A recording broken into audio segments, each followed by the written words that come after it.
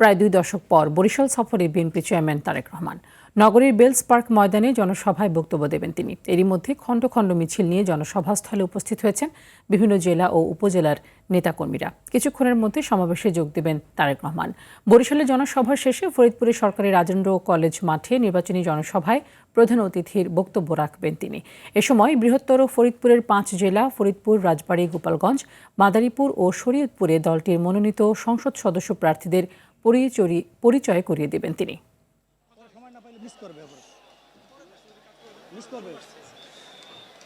জাতীয়তাবাদী যুবদল কেন্দ্রীয় নির্বাহী কমিটির সংগ্রামী সাধারণ সম্পাদক, রাজপথের লড়াকু সৈনিক, ভোলার কৃতি সন্তান, সাবেক ছাত্রনেতা জনাব নুরুল ইসলাম নয়ন বক্তব্য রাখছেন। জনাব নুরুল ইসলাম নয়ন।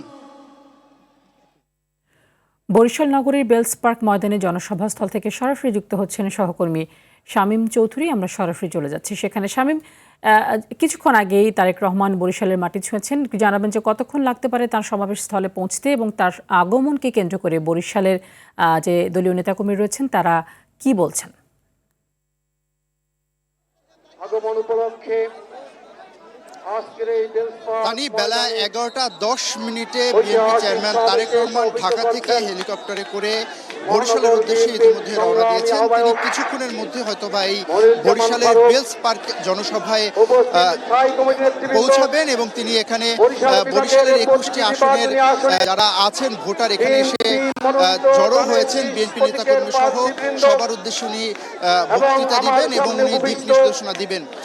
ইতিমধ্যেই কিন্তু এই বেলস পার্ক ময়দান কানায় কানায় পূর্ণ হয়ে গেছে। আমরা এই বেলস পার্কে আসার আগে যখন বরিশাল মূল শহর অতিক্রম করছিলাম আমরা দেখছিলাম যে খণ্ড খণ্ড মিছিল নিয়ে বিএনপি নেতাকর্মীরা এই বেলস পার্কে আসছে তারেক রহমানের কথা শোনার জন্য। এবং এই বেলস পার্ক ছাড়িয়ে এই জনসমুদ্র বলা যায় যে এই জনসমুদ্র বরিশালের কীর্তনখোলা নদীর পার পর্যন্ত ছাড়িয়ে গেছে। প্রত্যেকেই তারেক রহমানকে দেখতে এসেছেন, তারেক রহমানের কথা শোনার জন্য এসেছেন এবং আগামী নির্বাচনে বিএনপি চেয়ারম্যান তারেক রহমান বরিশালবাসীর জন্য কি নির্দেশনা দেন এবং কি প্রতিশ্রুতি দেন সেই কথা শোনার জন্য কিন্তু এখানে তারা এসেছেন। আমরা বরিশালের যারা স্থানীয় নেতৃবৃন্দ আছে তাদের সঙ্গে কথা বলেছিলাম, তারা খুবই উচ্ছ্বসিত, কারণ দীর্ঘ 20 বছর পর বিএনপি চেয়ারম্যান তারেক রহমান এই বরিশালে আসছেন এবং এই বরিশাল বেলস পার্কে তিনি বক্তব্য রাখবেন। এ কারণে স্থানীয় নেতাকর্মীরা খুবই উচ্ছ্বসিত, আনন্দিত।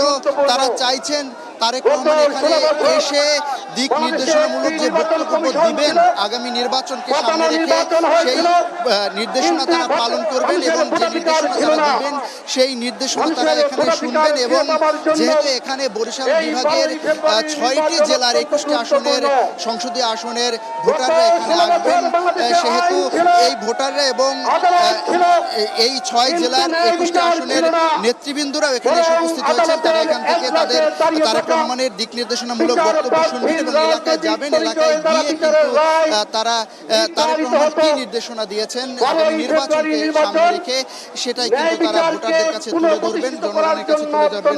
ইতিমধ্যে আপনি দেখতে পাচ্ছেন যে বরিশালের বেলস পার্ক কানায় কানায় পূর্ণ হয়ে গেছে।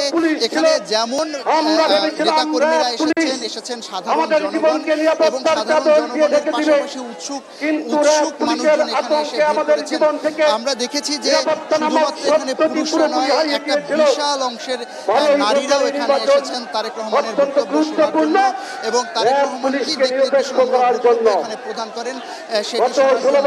তারা খুবই উচ্ছ্বসিত, আনন্দিত। তারা কিন্তু স্লোগানে এই বেলস পার্ক ময়দান একেবারে উচ্ছ্বসিত করে রেখেছেন, তারা আনন্দিত করে রেখেছেন। তো তারই এই ছিল আমার কাছে বরিশাল বেলস পার্ক থেকে তারেক রহমানের জনসভার সর্বশেষ। পরবর্তী সংবাদে আমরা আরো আপডেট জানিয়ে দেব আপনাকে। ধন্যবাদ আপনাকে। নিশ্চয়ই পরবর্তী সংবাদে আপনার মাধ্যমে আমরা জানতে পারবো তারেক রহমান বরিশালবাসীর জন্য কি ধরনের প্রতিশ্রুতি দিয়েছেন এবং কি বলেছেন। ধন্যবাদ আপনাকে।